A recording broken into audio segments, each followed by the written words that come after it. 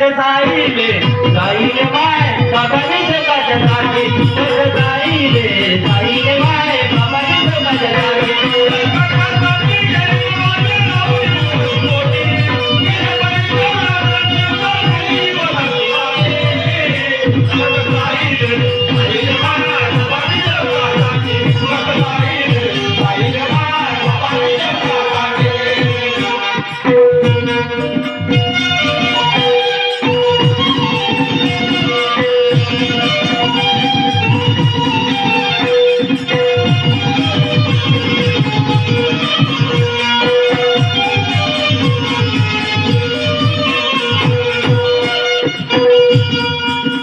की बाबा जुंगजीचं कुटुंब ज्या घरी राहायचं ते घर सोडलं आणि एका किमतीमध्ये एक घर विकाव होत ते बाबाने घेण्याचा निर्णय घेतला, परंतु आजूबाजूचे लोक म्हणायचे की हे घर विकत घेऊ नका, हे घर भुतडकीचं आहे, कारण हे घर एका मुसलमानाने घेतलं होतं, परंतु तो मुसलमान पाय टाकता क्षणी मरण पावला,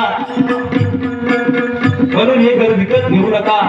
परंतु बाबाला असं वाटलं आम्ही हिंदू संस्कृतीचे लोक, आम्ही या घरात हवन पूजा करू, घराची शांती करू आणि सुखाने नांदू. परंतु तसं काही झालं नाही. पुन्हा जसं ते दुःख तसं झालं आहे का.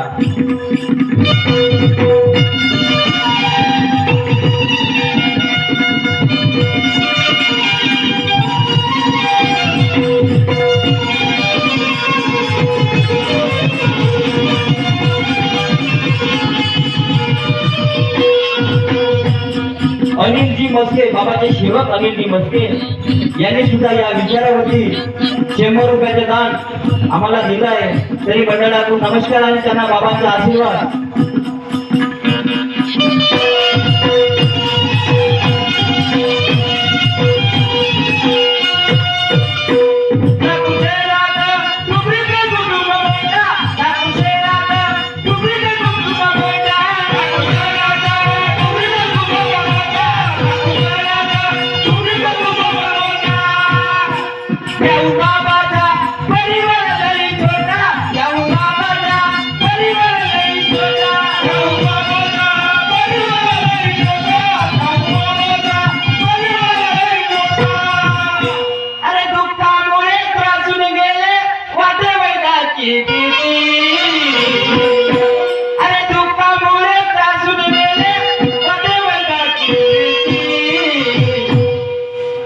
कोणासाठी कष्ट केले, स्वतःसाठी तर केले, परंतु स्वतःचे कष्ट या दुःखी कष्ट शेवटाच्या हाती वाटून दिले.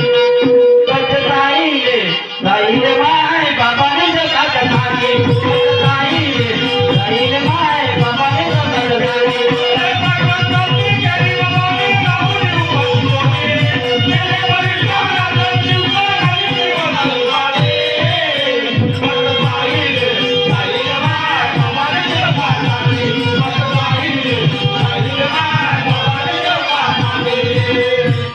खुद के लिए जीता है वो जीना नहीं है, जो खुद के लिए जीता है वो जीना नहीं है, जो दूसरे की सेवा में मरता है वो मरना नहीं है. अजय मानते की बाबा जुंगजींनी दुःखी कष्टी लोकांसाठी, दुःखी कष्टी सेवकांसाठी अहोरात्र दिन रात्र कष्ट केले, म्हणून आज मानते की बाबा जुंगजीची वेगळे असे सेवक संमेलन आयोजित केलं.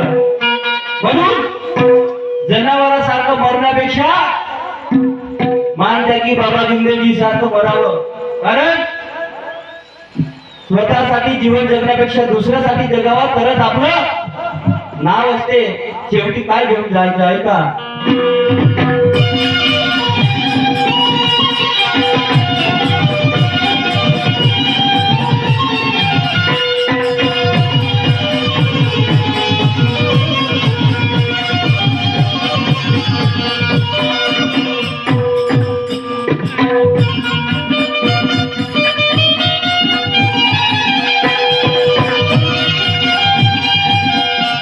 एका व्यक्तीने बाबाला दिला मंत्र,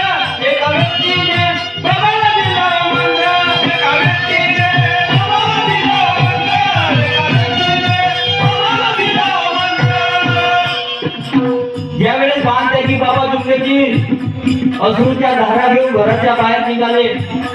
त्यावेळेस एक अनोळखी व्यक्ती भेटला आणि आपलं सर्व दुःख महादेवी बाबा जुंगेजींनी त्याच्या समोर ठेवलं.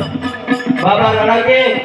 त्या अनोळखी व्यक्तीला वाटलं ह्या व्यक्ती एका कोणत्या तरी दुःखात आहे.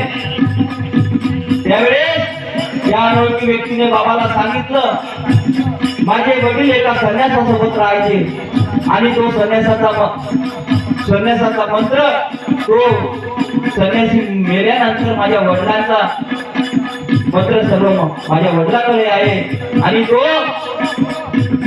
कारण तो मंत्राची विधी जर साध्य झाली तर आपण दुःख नाहीसं करू शकतो. तेव्हा बाबाला असं वाटलं की हा मंत्र आपण स्वीकारावा. परंतु बाबाने स्वतःकडे मंत्र घेतला नाही.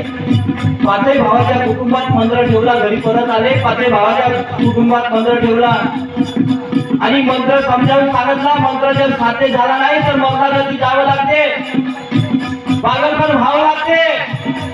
आणखी काही होऊ शकते असे सर्व चारही भावनांना सांगितले. परंतु कोण कोणासाठी मरणार.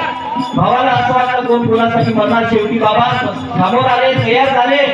मी जर विधी करत असताना मरण पावलं माझा जर मृत्यू झाला. मी जर पागल झालो. मी जर डोळ्याने आंधळा झालो तर माझ्या मुलाचा आणि पत्नीचा सांभाळ तुम्ही चारही भावांचे करा. एवढे बोलून बाबा विधीला सुरुवात केली आहे का.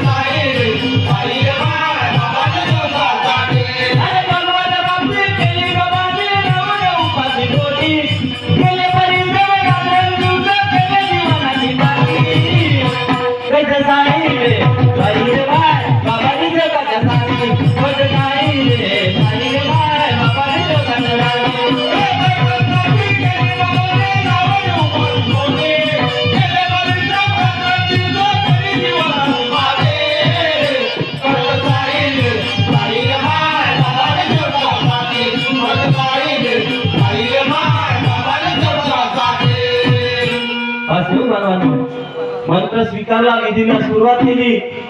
बाबा जुंगेजी पहाटे उठायचे. एका मंदिरात जायचे. त्या मारुतीची पाण्याने आंघोळ करायचे. कापूर अगरबत्ती लावायचे. घरी परत यायचे. 21वा दिवस निघला.